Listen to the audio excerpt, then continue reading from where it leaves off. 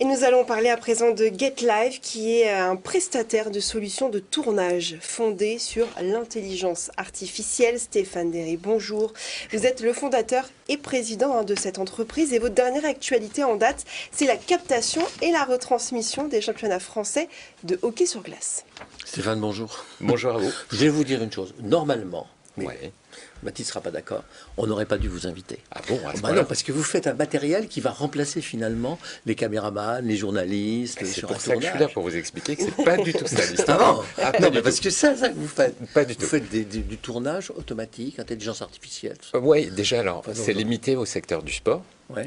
Et ce qu'il faut comprendre, c'est qu'en fait, il y a un chiffre mondial, seulement 1% des événements sportifs dans le monde. Non, mais rassurez-vous, je plaisantais quand même un Oui, peu. bah, je l'ai pris comme ça. ouais. Et ça a été les premiers arguments Ouais. quand j'ai créé la société. Donc, Ah bon. j'ai l'habitude. Ne vous inquiétez pas pour ça. L'idée, par contre, moi, je ne m'adresse pas aux 1% des programmes qui sont captés dans le monde, les Coupes du Monde, les Champions League, etc., qui n'ont pas du tout besoin de mes outils, puisqu'ils ont les moyens de faire venir des cartes.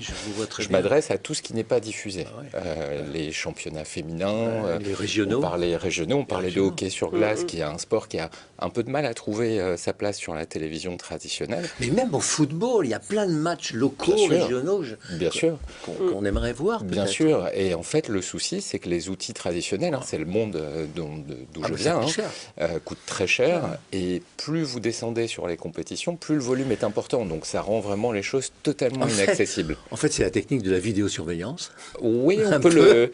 à adapter au spectacle et au sport. Exactement, on peut le résumer comme ça. En fait, le principe, c'est de l'intelligence artificielle, c'est-à-dire du machine learning, que vous devez connaître. Je pense que vous avez souvent des invités qui vous parlent de ça. L'idée, c'est que vous captez environ 2000 heures de programme avec un réalisateur. Donc là, on utilise un être humain. La machine apprend les réflexes d'un réalisateur, qui sont toujours à peu près les mêmes. Quand vous avez une phase d'action avec des attaquants qui avancent, des défenseurs qui reculent, on a toujours tendance à zoomer sur les joueurs. Donc la machine va reproduire ça toute seule derrière.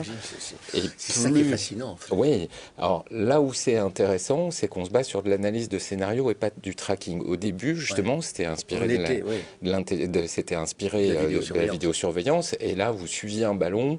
Alors, c'est sympa pour un salon, 2-3 minutes comme ça, mais après, ce mouvement de balancier est un peu fatigant.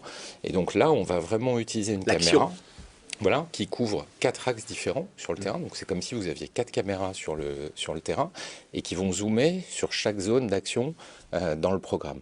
Donc c'est vraiment très très innovant, sachant qu'encore une fois, le but est de s'adresser à des sujets qui ne sont pas filmés jusque-là. Et vous assurez la retransmission derrière ou pas? Exactement. En fait, vous avez une caméra qui est reliée à un ordinateur qu'on appelle serveur, Oui, puisqu'il fait tout. Et donc c'est retransmis directement Et sur c'est Internet. retransmis sur ce que vous voulez, Sur sur on veut, l'Internet, sur on sur veut. des chaînes de télévision, Ouais, ça ça peut arrive être aussi. bien sûr.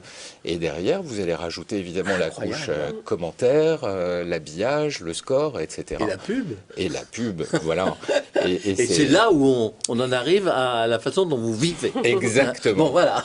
Exactement, dont je vis et dont vivent aussi les gens qui me font confiance. bien sûr. C'est-à-dire qu'en fait, aujourd'hui, encore une fois, quand vous n'êtes pas diffusé, vous n'avez pas de visibilité, vous n'avez pas de monétisation de votre contenu.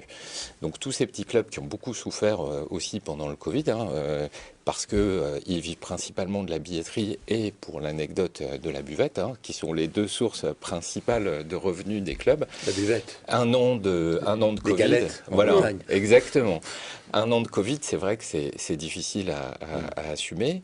Et donc, tout d'un coup, l'idée, évidemment, il y a eu cette phase Covid qui a été difficile pour tout le monde, moi y compris, puisque le sport s'est arrêté complètement.